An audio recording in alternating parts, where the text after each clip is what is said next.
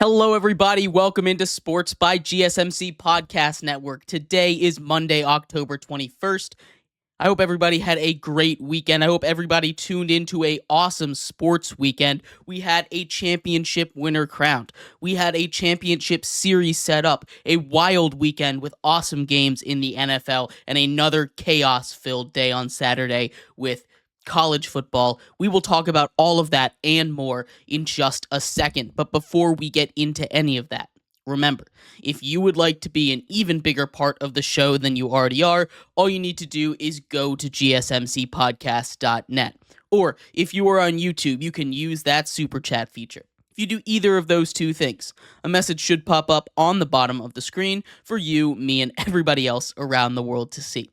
If you do have a burning question about sports, anything at all that you would like to ask, go ahead and throw that in the comments. Throw it in the chat. I will get to it as soon as I possibly can.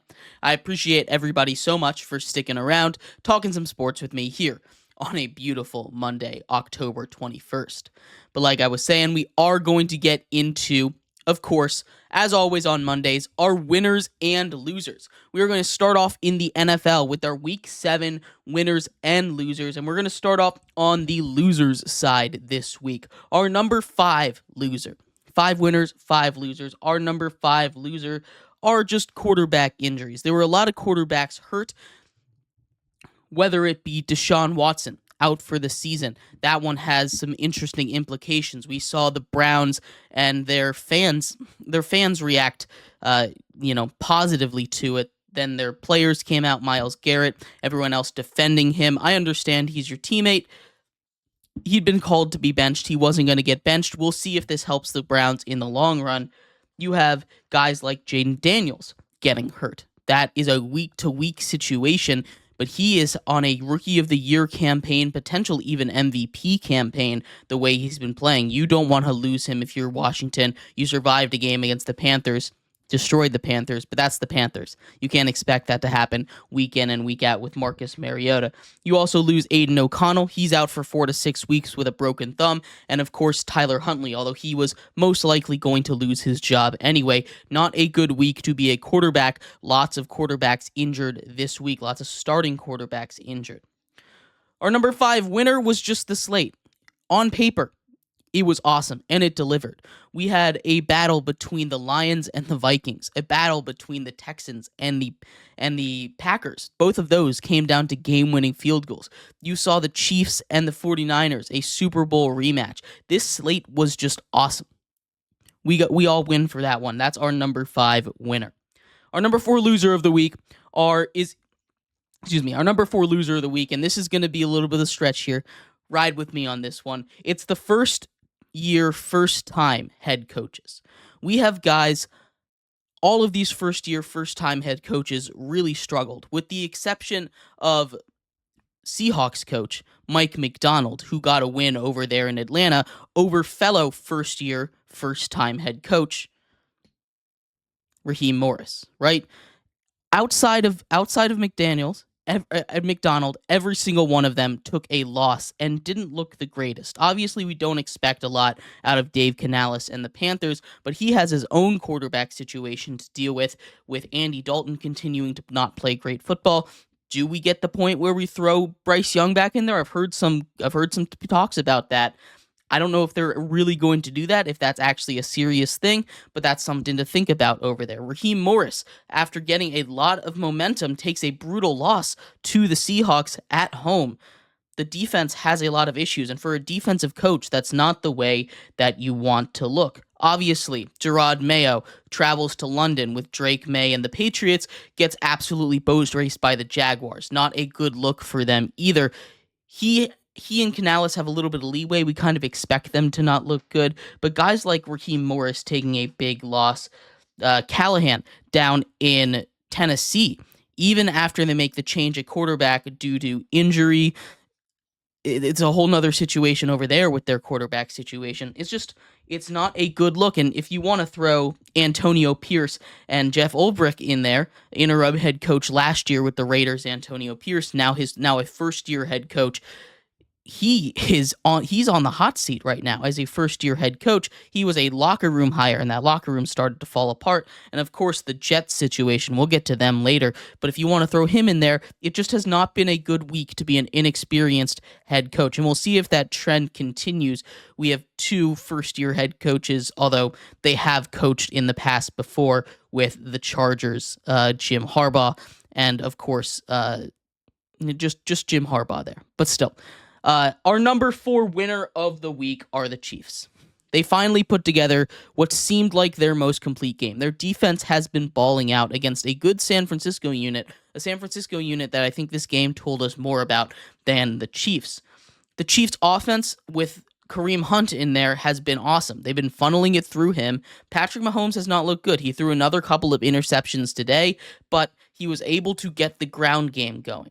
Once they get some wide receivers back healthy, Juju is out again, so the receiver room continues to get thinner and thinner and thinner. I expect them to make a trade before the deadline. That's coming up soon. Once they do that, if that run game can continue, Isaiah Pacheco comes back later on in this season. You still have Kareem Hunt, who's playing just great football right now. This is going to continue to be a tough team.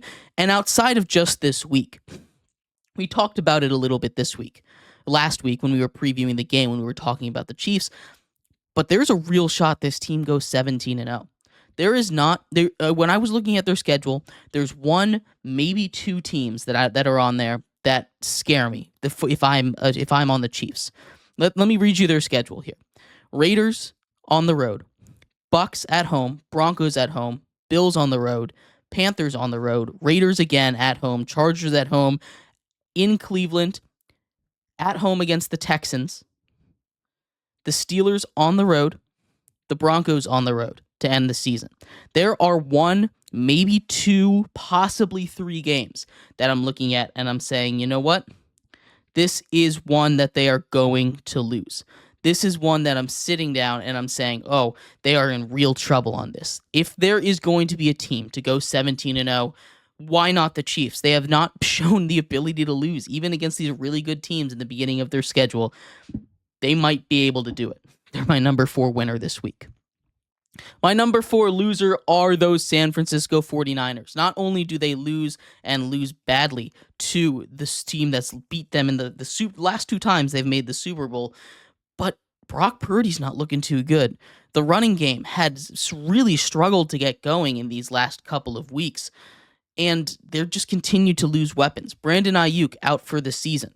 Ricky Pearsall, now wide receiver 1 with Juwan Jennings continuing to be banged up. This is a team that thrives on its offensive weapons. This is a team that prides itself on having that juggernaut super team, Avengers-level offense, and yet it continues to fall apart this season. And this is the life cycle of the Niners. It seems to happen every couple years. They just get hit with the injury bug. But this is a brutal year for that to happen because they need, and when I say need, I mean need to capitalize on this window because they're going to have to start to pay Brock Purdy soon or move on, and they need to make that decision next year or the year after that at the latest. So this is not one of those years that they can just accept defeat. Winner number 3, Jared Goff. Jared Goff, maybe not so quietly, but I think pretty quietly, has been racking up MVP level numbers. Jared Goff over here has put on a show. In the last 4 weeks, he has been nearly perfect with his completion percentage, a completion percentage of over 80%. We were talking all about the completion percentage of Jaden Daniels when he popped up out of nowhere, but Jared Goff has been doing that not just against the Bengals and the Cardinals, who have bad defenses, but against these teams with good defenses, teams like the Vikings that they just beat. They have been absolutely tearing it up through the air. Teams like the Cowboys, who may not have the greatest defense, but should be able to slow them down. The Seahawks, whose secondary is not very good, but still, Jared Goff has thrown himself into MVP conversations with these Lions, and he has them on a roll. Jared Goff is the number 3 winner of this week. Sticking with the quarterbacks here, the number 2 loser of the week, that's Justin Fields.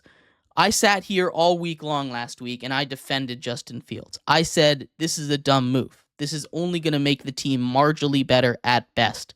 And yet what I saw out there on Sunday night when Russell Wilson took the field was exactly what I was caveating against. It's Mike Tomlin. He makes the right decisions. You don't get to survive 18 years in the NFL without making a lot of these decisions. And all day, all night, on the call, when they were talking about the decision in the first half when Russell Wilson was struggling, they were saying, hey, we have no idea what the right decision is. This was a crapshoot for him, but they wanted to give him a shot, and I'm willing to admit when I'm wrong. He went out there and he balled out. Now, I don't know if that's just because they played the Jets, and the Jets, for some reason, are just a flaming pile of trash right now. We'll get to them later. But Justin Fields, after what he did, getting them to 4-2, playing the best football of his career, 10 touchdowns to 1 interception, including his production on the ground, he was playing good football for this team. And then they turn their back, maybe not the first chance they get, but pretty early on, after a big win against a not-so-great team, and they say, all right, Russell, you're in. And the only reason that this looks different, the only reason this really hurts Justin Fields is because he's giving the ball to George Pickens. He's giving him those 50-50 balls. He's saying, screw it, George Pickens is down there somewhere, and he's tossing it 50 yards downfield when he's one-on-one.